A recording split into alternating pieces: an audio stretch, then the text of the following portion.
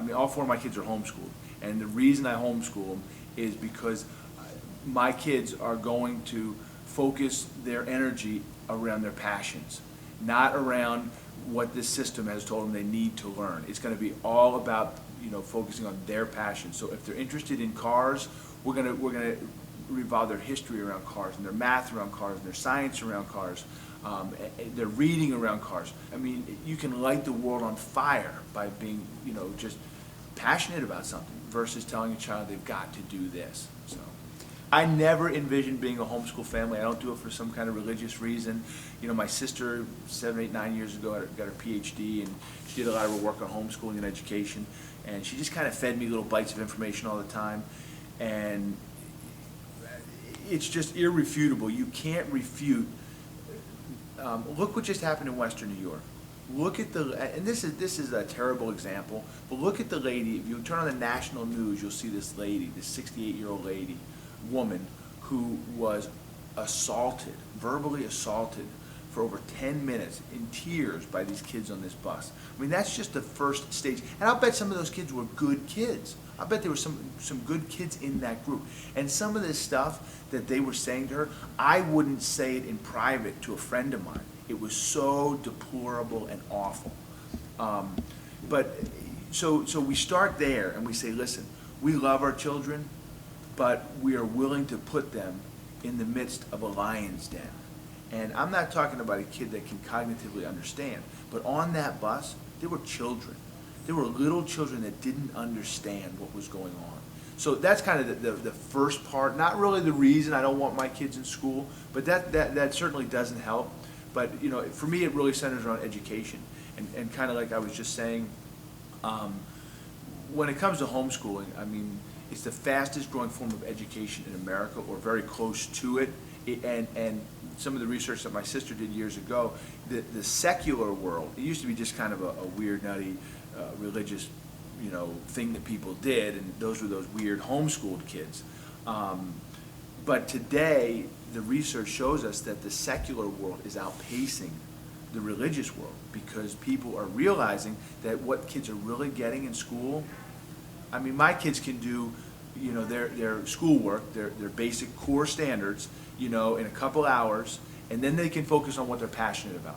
I own a restaurant, and my daughter comes here to this restaurant, and she spends about 7 hours cooking because she loves to cook, and she has a professional chef teaching her. Awesome. She's 12. Now look, if you haven't read Gladwell's book, Outliers, one of the greatest books ever. As a matter of fact, any Gladwell book is good. So read them all. Read Blink and all of the Gladwell books. But he talks about the 10,000 hour rule. You got to have 10,000 hours to become a professional. Your wife's an attorney. Ask her how many hours she put in. She put in 10,000 hours. That's 3 hours a day, 21 hours a week for 10 years. I mean, this is what Gladwell outlines. I mean, they say Mozart was a musical genius. He wasn't. And people, laugh at me when I say that, but Mozart, they said, started to compose at age 6. And for the first 10 years of his life or more, he would just steal pieces of other people's works and put them together. He was just practicing. It was deliberate practice. And he was fascinated by it. His life revolved around it. He didn't write MK271, his first masterpiece, until he was 21. So he went from 6 to 21. I kind of get chills when I think about that. He went from 6 to 21, and I'll bet you that cat put in 30,000 hours in that time. There's no reason he wasn't the greatest. Look at Bill Gates. Same exact story. He was born to a community that had one of the only mainframe computers in the early 60s. He logged more hours than any computer science professor in America before he even went to college. So when it comes to homeschooling, I find out what my kids are interested in, and I just let them run with it. If my kid wants to be a hairdresser, I'll tell you what, they're going to be the best hairdresser. And when they go to school, like my daughter Isabel, who's been cooking, when she decides to go to culinary school, if that's what she decides to do, her peers won't have a clue. I mean, she'll be teaching them in school. So for me, homeschooling is easy. People think it's bad and scary. I couldn't do that with my kids. Come on. It is so easy. I mean, most of our core curriculum is just online today. So the programs that they have, I'm sure you can imagine, are animated and fun, and you can actually keep a better eye on your children than just waiting for that report card, because every day or every other day I can log in, see how much time they're spending, and all that jazz. So to me, look at our founding father, look at Fisher Ames, who penned the wording to the First Amendment. All these guys, they were homeschooled. All of them were homeschooled. America was great because of the moms, pretty much, that homeschooled their children and taught them. And it's not easy. It's I take that back. It is easy. It's just time consuming. It's like anything in life. It's like mixed martial arts. It's like the restaurant business. It's like the gym business. It's like the railroad business. None of it's easy. It is easy. It's just time consuming. And that's kind of the theme. How much time do you want to put in? If you want to be good at mixed martial arts, you got to put time in. It's as simple as that. But that's the story to success, to anyone's success. My daughter was a state runner-up in gymnastics this year. She spends almost 16 to 18 hours a week with her gymnastics team. All right, they all play the piano. My other daughter spends almost 20 hours a week doing ballet with her company. My kids are probably one of the most socially interactive kids, because I don't lock my kids into a room and say we're going to homeschool and then we're not going to see anyone. My kids are in the community. They're at the gym every day interacting with members. One of my kids works at the gym. My 14-year-old works at the gym, interacting with people. You can make some weird kids, but go to school and see the weird kids too. There's weird kids in school too. But I just tell everyone, when I introduce my kids to my buddies and stuff, I always say, hey, these are my weird homeschooled kids. And people are like, what?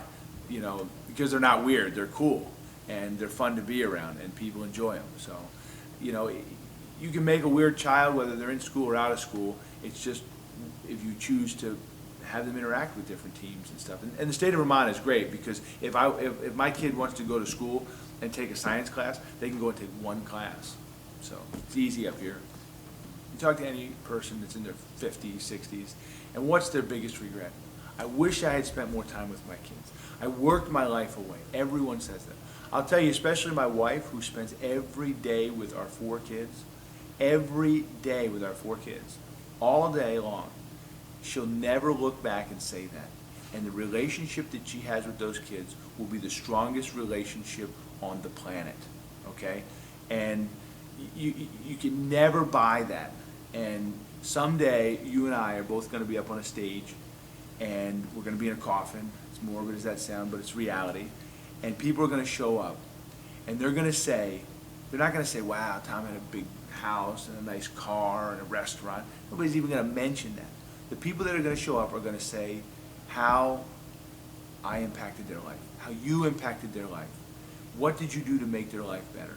And when my kids walk by my wife, when hopefully at an old age, when she passes away, and they're walking by there and they're giving her a kiss on the cheek, they're going to say, wow, what a mom I had that dedicated her life to me. Because we didn't have kids for someone else to raise them. And the reality is, there are too many American children that by the time they're 6, 8, 10 weeks old are shipped off to daycare, and then they're shipped off to preschool and shipped off to school, and they see mom and dad for a couple hours in the evening and then on the weekends. That's cool. I'm cool with that, but that's not why we had kids. So